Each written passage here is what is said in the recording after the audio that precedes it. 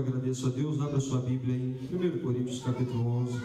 Quero louvar a Deus pela oportunidade que eu tenho de compartilhar aí algo nesses minutos que nós temos da parte do Senhor com a igreja.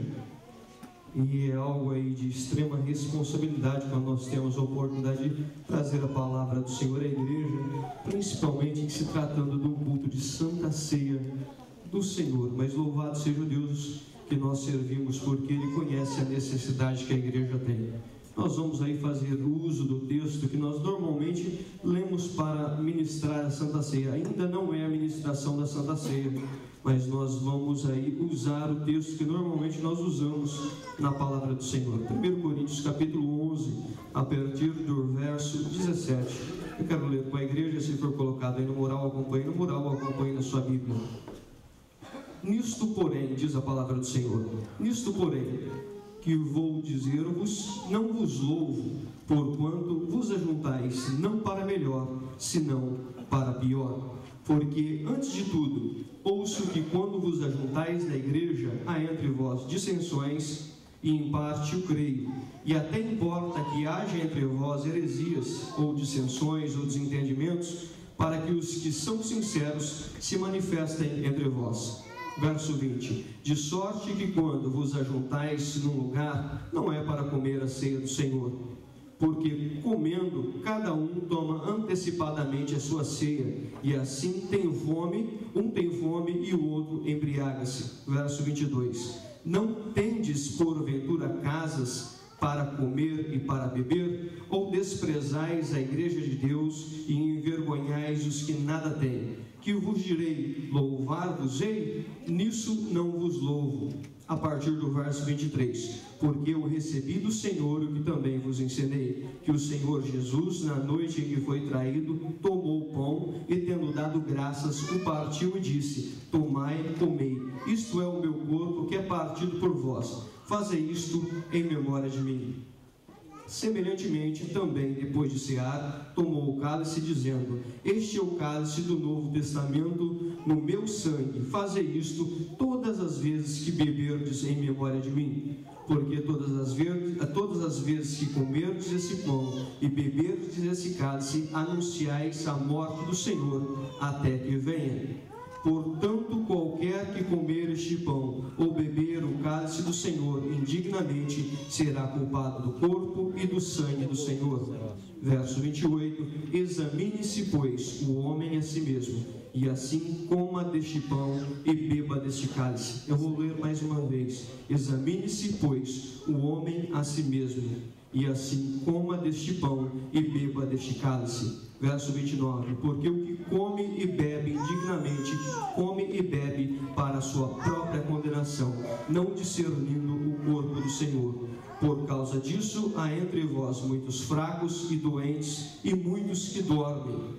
Porque se nós julgássemos a nós mesmos, não seríamos julgados, mas quando somos julgados, somos repreendidos pelo Senhor, para não sermos condenados com o mundo.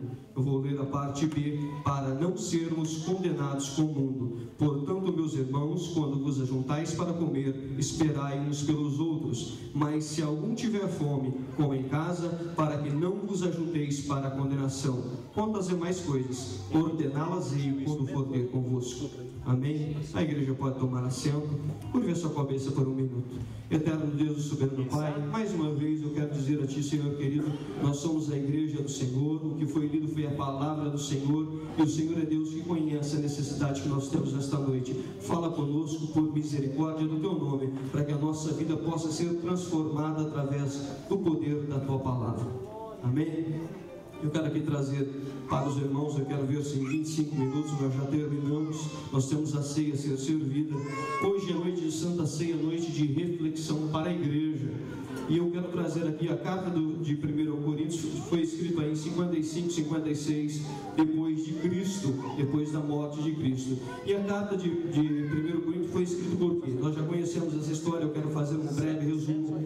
Paulo passou por volta de 18 meses, um ano e meio, eu quero pedir a sua atenção, a volta de 18 meses na cidade de Corinto, e ele, no final da sua segunda viagem missionária, ele implanta conta ali a igreja de Corinto, a igreja de Deus que estava na cidade de Corinto, e volta para Éfeso. Passado algum tempo, aí foi uma família, uma senhora, uma irmã da igreja, chamada Cleo, visitar Paulo em Éfeso, e leva notícias do que estava acontecendo na igreja, na cidade de Corinto. E aqui para nós a primeira carta, porque essa não foi na realidade a primeira carta que Paulo escreveu, mas foi a primeira para nós, porque foi a que Deus permitiu estar aí no canal sagrado. E a partir daí nós começamos a aprender algumas coisas na palavra de Deus.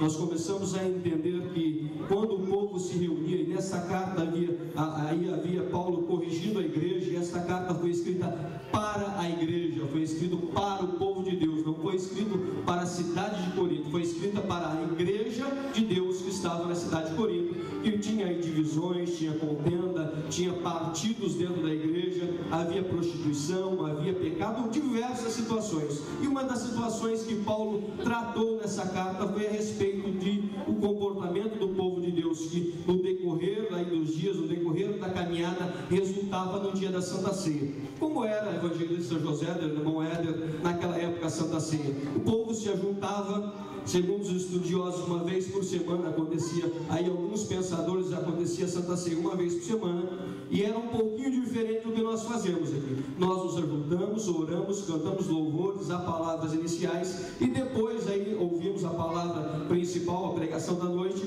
e depois nós servimos a Santa Ceia. Era um pouquinho diferente naquela época. O povo se reunia, cada um levava algo, pastor Marlene. Os ricos aí levavam bastante comida, bastante bebida, os pobres levavam um pouquinho mais, um pouquinho menos, ou não levavam nada. E havia um banquete, havia uma ceia antes da ceia do Senhor ser servida. E o que começou a acontecer na cidade de Corinto, devido ao reflexo da vida que eles levavam na Santa Ceia, tudo isso vinha à tona, irmão Ricardo, e começou a acontecer lá o desrespeito. Não esperavam pelos outros. Havia dentro da igreja grupinhos, havia dentro da igreja amotinações, ou seja, os ricos se amontoavam, cometiam o pecado da glutonaria, da bebedice, porque muitos saíam até bêbados dentro da igreja evangelista Mauro, iam embora bêbados, e os que não tinham nada, não comiam, saía da igreja com fome. E depois de tudo isso acontecer, o povo ainda ia participar da Santa Ceia do Senhor, irmão Ricardo. Porque primeiro eles se juntavam para comer, e depois eles iam participar da Santa Ceia do Senhor. E no verso 17 Paulo começa dizendo: por que vos ajuntais não para melhor, senão para pior? E quando nós vemos na casa de Deus e não conseguimos entender, e se você disser, mas o que é que tem a ver essa situação de Corinto com a nossa vida hoje, irmão José? A cidade de Corinto era uma cidade que ficava no mar, era uma cidade marítima, era onde era um porto, e é como se a cidade de Corinto, como se ela fosse localizada aqui nessa ponta, havia uma grande distância de terra desse lado e uma grande distância de terra desse lado, ou seja, as pessoas que não quisessem passar pelo porto de Corinto tinham que fazer a volta naquele trecho de terra, e era muito longe, era muito longo. Então as pessoas viam, diz os historiadores, que os navios vinham de um lado da cidade de Corinto, descarregavam quando a carga tinha que ir, por exemplo, para a Itália. Quando você olha no mapa, aí nós temos aqui Corinto na Grécia e a Itália um pouco acima, então ali descarregava o navio para atravessar um trechinho de terra e carregava novamente. Mas enfim, a cidade de Corinto era uma cidade portuária, uma cidade de muito movimento, uma cidade onde havia todas as raças de pessoas, todos os povos iam ali, era uma grande metrópole. E o que tem a ver conosco, irmão José? Esse é o nosso cenário hoje, irmãos. Nós vivemos num mundo, nós vivemos numa situação onde, por exemplo, aqui nos Estados Unidos se encontra todas as raças, se encontra todos os povos por aqui. E Paulo, vendo a cidade de Corinto nessa situação que estava, onde havia ali muitas pessoas, muitos povos, muitas línguas, Paulo encontrou ali um lugar de se pregar o Evangelho. Paulo, através do Espírito Santo de Deus, ele entendeu que ali era um lugar onde, se ele pregasse a palavra de Deus, havia uma grande oportunidade de o Evangelho ser expandido. Quando há uma variedade de pessoas, há uma variedade de cultura, uma variedade de educação, uma variedade de pensamento, há estilos de vida diferentes. É o que Paulo enfrentava na cidade de Corinto. Essa é a nossa realidade. Então Paulo começa no verso 17 dizendo: olha, quando vos ajuntais não para melhor, mas para pior. E é que isso tem a ver, irmão José, com a nossa realidade. Quando nós não entendemos qual é a função da igreja na face da terra, quando nós não entendemos qual é o nosso papel na face da terra, nós nos ajuntamos para pior e não para melhor. Quando nós nos ajuntamos dentro da casa de Deus e a motivação do nosso coração não é um todo, não é um corpo, se é algo individual, nós nos ajuntamos para pior. Quando nós nos ajuntamos na casa de Deus e a nossa visão não é o corpo de Cristo, é a minha pessoa, nós nos ajuntamos para pior. Quando nós nos ajuntamos na casa de Deus e nós somos motivo de contenda, o que o nosso Deus abomina, nós nos ajuntamos para pior. Quando nós nos ajuntamos na casa de Deus para causar confusão e desentendimento, nós nos ajuntamos para pior. E Paulo continua aqui dizendo algumas coisas que acontecia na Santa Ceia do Senhor. E à noite de nós refletirmos sobre o que é que nós estamos fazendo de ceia em ceia. A palavra de Deus diz que esse povo se ajuntava, havia toda essa baderna e eles participavam da ceia como se nada tivesse acontecido. Como é que foi o nosso comportamento? É noite de reflexão. Como é que foi o nosso comportamento da última Santa Ceia, nesses últimos 30 dias, que hoje nós nos ajuntamos na casa do Senhor para tocar no corpo e no sangue de Jesus?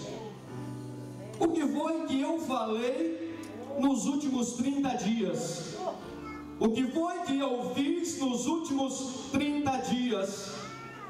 Por onde é que eu andei nos últimos 30 dias? O que foi que eu fiz nos últimos 30 dias? Para hoje nos reunirmos para tocar no corpo e no sangue de Jesus.